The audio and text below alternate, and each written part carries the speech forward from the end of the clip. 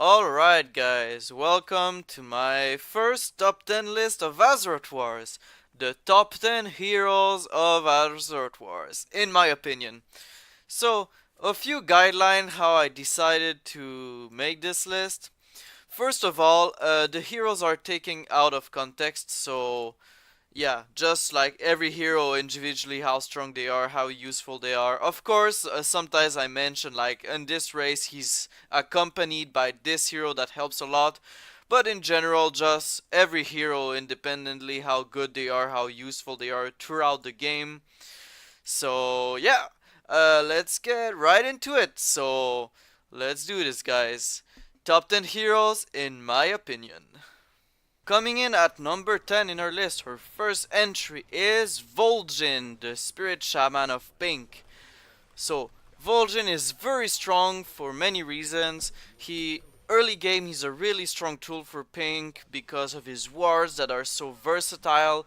He can cast them, he can spam them with a lot of int. He has Brilliance Aura and an AoE heal, definitely very useful. But in late game, he is also very strong, as you will see soon in this clip, because of his ultimate, the Big Bad Voodoo.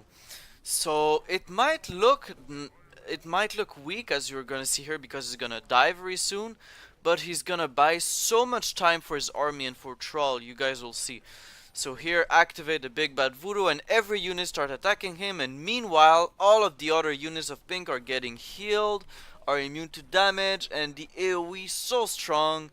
And all this time, Vol'jin was taking the aggro of all the armies, so definitely a strong hero late game also. Coming in at number 9, it is Manor, the demon of the Blood Pack, the fat-ass Spit Lord. So, what makes Manor steal the number 9 spot? Well, he has so strong combat stats. You'll see here in a second. He has almost 2000 HP at level 6. He has a lot of damage. His Rain of Fire is a really strong area of effect damage. He buffs all your army around him with a AoE heal. He can heal himself, which is really strong. But mainly he's so strong, his stats are just so devastating. And his ultimate is very useful. His aura, everything. So he's just a really consistent hero with a massive cleave attack, supported by a very strong army. So really, do not underestimate him. Manurov at number 9. Coming in at number 8, it is Antonidas, the master of the Kirin Tor. Now, Antonidas is on this list for two reasons, but they're two big reasons. So let's wait here. The first reason is that he is magic immune, which makes him really strong. Because he's really hard to kill, he's quite fast and small for a magic immune hero. And the second reason, it's his ultimate. His ultimate, I'm very well aware, it was nerfed from the clip you're seeing, but it is still a very powerful ultimate. And Itonitis is revivable on top of being, except if Daron falls, but as long as Daron is alive, he is revivable, and you can stop his ultimate. Now, what are his weakness? Well, as you can see, he's very weak. He's weaker than a Kirin Tor elite. Its number of HP, so he's extremely fragile. So if you can't protect him, if you put him in the front line, he's just going to die. So you need to be very careful to protect him, but if you can keep him out of harm's way, he's really strong, and he can support all your casters by giving them mana. He removes mana slowly from your enemies, and he can bombard from very far away, so he can snipe heroes. He's very useful at all stages of the game. Really a top tier hero, and furthermore, you start a game with him, so really there is no excuse. This hero is really powerful. Coming in at number 7, it is Magteridon, the king of Black Temple. This hero has everything. He's like Manoroth, on revival at first, but stronger ultimate, stronger nuke, Has good stats, supported by really strong race. Just look at that ultimate, and you would think that so deep and such a fat hero he would just die, but look how strong Manor is. He'll just fight through this. He has a massive cleaving attack, debuff all enemies, and look at this. Just staying alive, such a monster of a hero. And he gets stronger, he has massive stats gain. It's really good to put items on him. He's really powerful. So Manoroth, definitely a very strong hero. And once you destroy South Alliance, he is revivable, which is one of the most important thing to have on one of your heroes. So he is revivable, strong stats, strong spells. Every one of its spells are really useful. So definitely a hero you want to count on, you want to have, and you want to level up.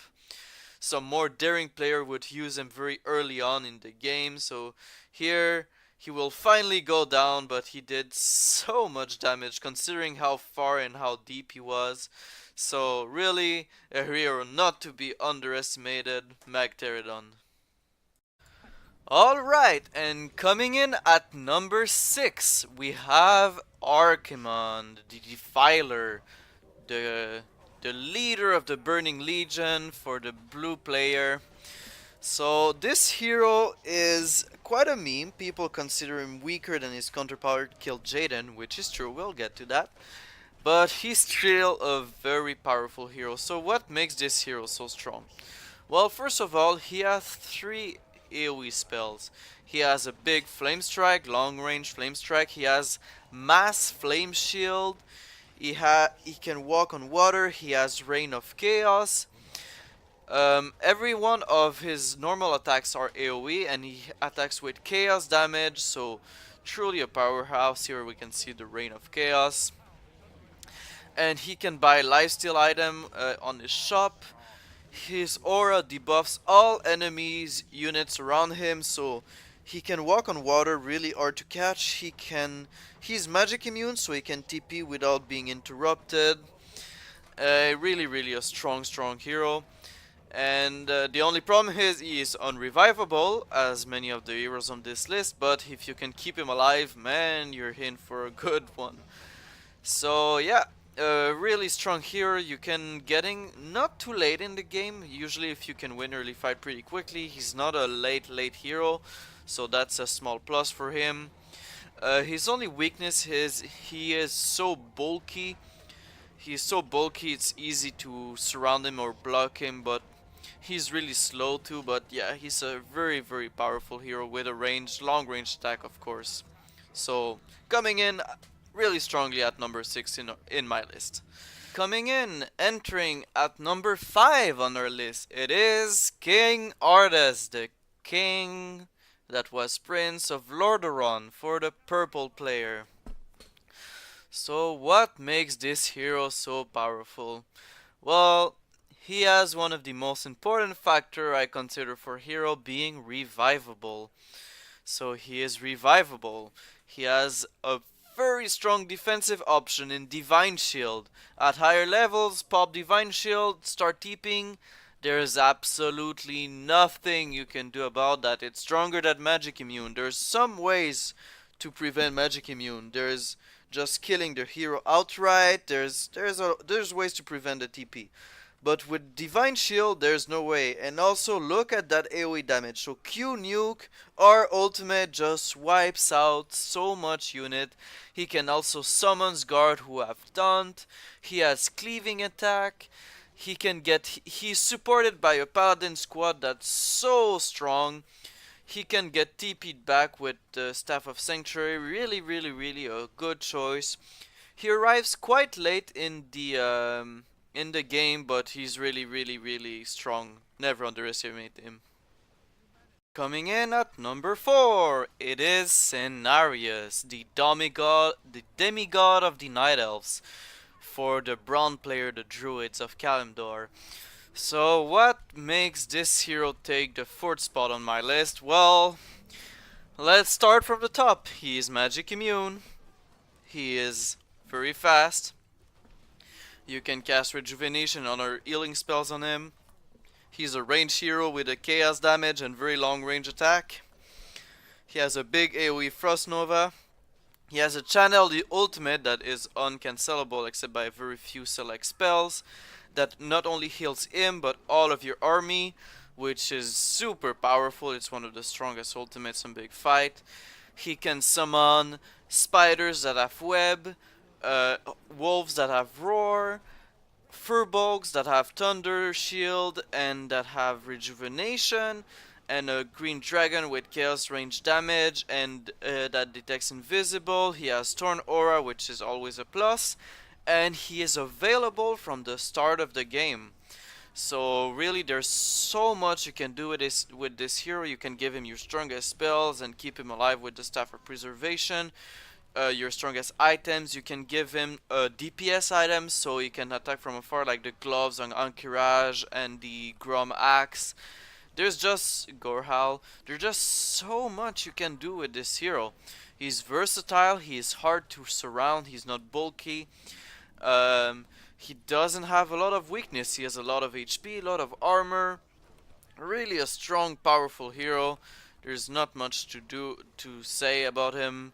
He is supported by Malfurion, which gives him more mana, brilliance, aura, and rejuvenation. So really there's nothing to complain about here. Cinereous coming in at number 4 on my list.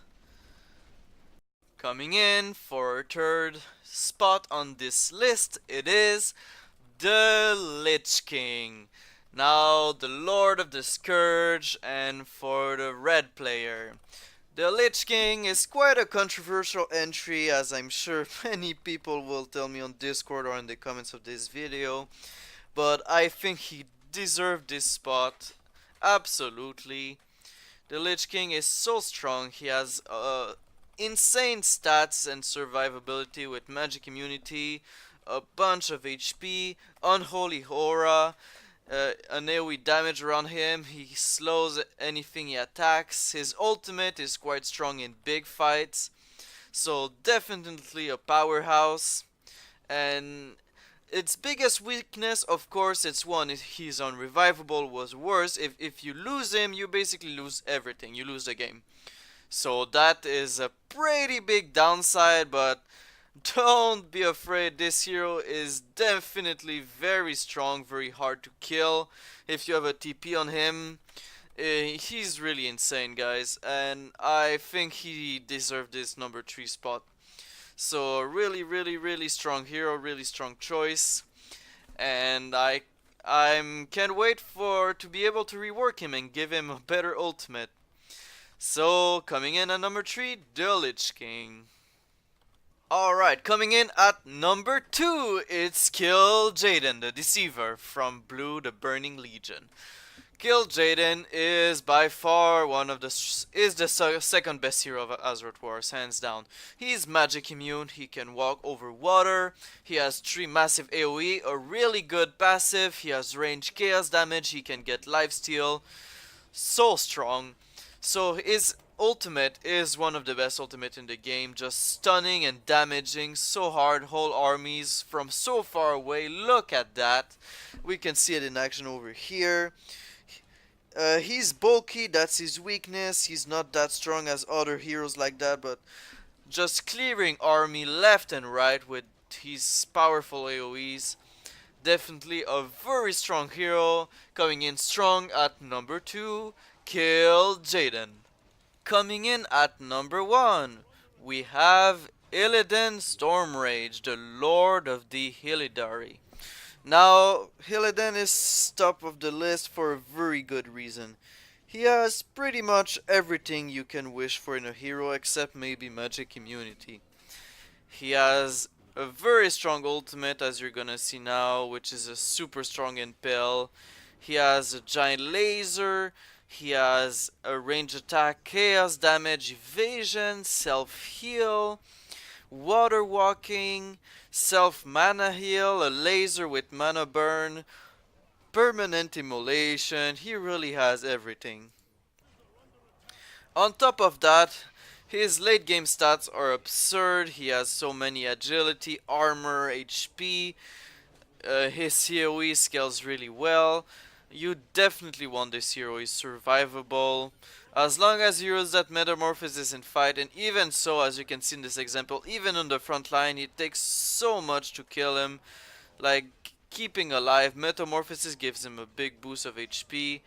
Like, he has so many tools in the Naga race to make him strong too, so definitely a very strong hero. So, and here he goes, he dies, but of course he's revivable, which is one of the big reasons why he's such a strong hero. So, at number 1, Illidan Stormrage. Alright, thank you for watching this list, guys. This is my first top 10. I hope you appreciated it. Of course, it's only my opinion. I'm sure you guys have a lot different opinions on this. It's alright. We'll just have to talk about it on the Discord. So you can check below the links for the Discords and every discussion. Alright, thank you guys for watching very much. If you like this video, be sure to subscribe. It helps me a lot. It keeps me making more videos. It helps promote my channel, which is really important. So, thank you guys a lot, and let's keep playing Azeroth Wars. Let's keep promoting this awesome game. Thank you for playing.